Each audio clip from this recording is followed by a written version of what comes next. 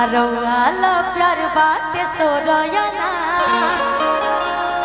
आरती भनई खे मिलावट बला कि देखला प आरे गजबे मजा मिलले जा। भैया बहुत ज्यादा हम तारीफ कर दिए क्या? थोड़ा सीटी देख लीजिए। एक गीत के बाद खुशी जी दुआरे से शायद बारात उरात लागी बरमाला हो एगो गीत रुआला।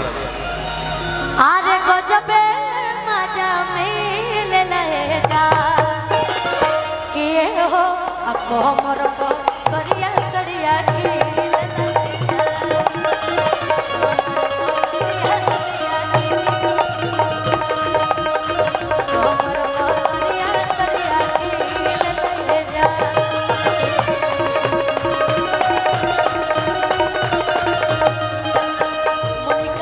आप इतना उदास क्यों हैं आज? क्या हुआ?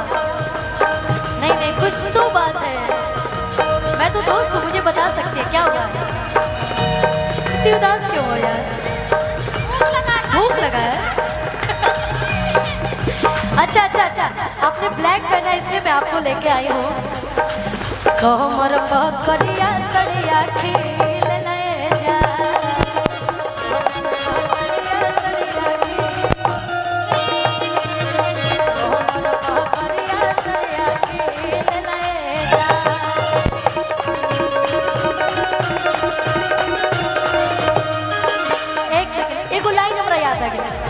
लेकिन अब वो ना गाइब, हम कुछ अलग गाइब। ए राजा राजा राजा करे जब समाजा खाना कभी कोरा ए राजा राजा राजा करे जब समाजा खाना कभी कोरा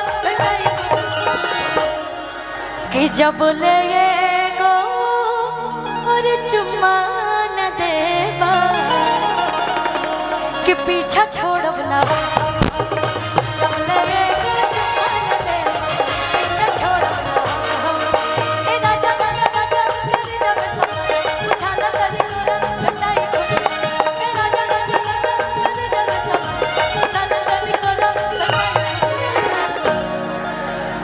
और मोनिका कहतड़ी अपना होखे वाला पति खातिर मोहिनी कि जब ले गो आज चुम्मा न देबा कि पीछा छोड़ब ना।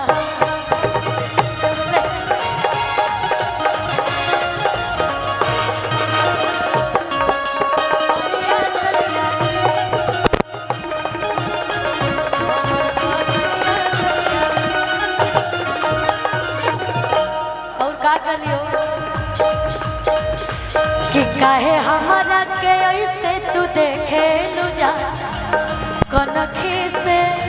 ए मोनिका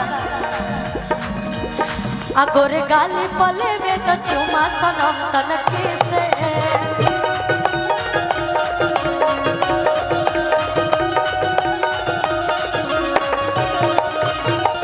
दिने में गुड नाइट क देब महंगाई भाइट क देब।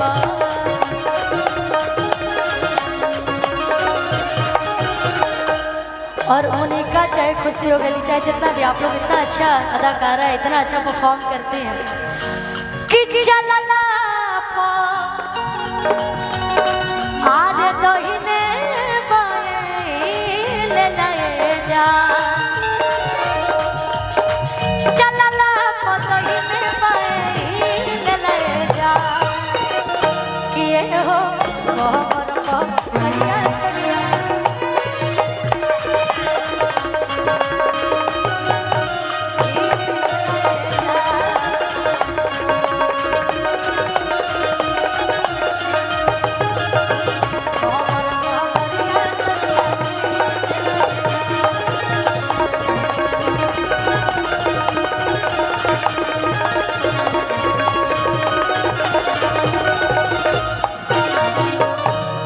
अभी बहुत सारा गीत बाकी, राजा भी अभी दुआरी बारात लगे जाता है, उसके बाद से हम सुनाए।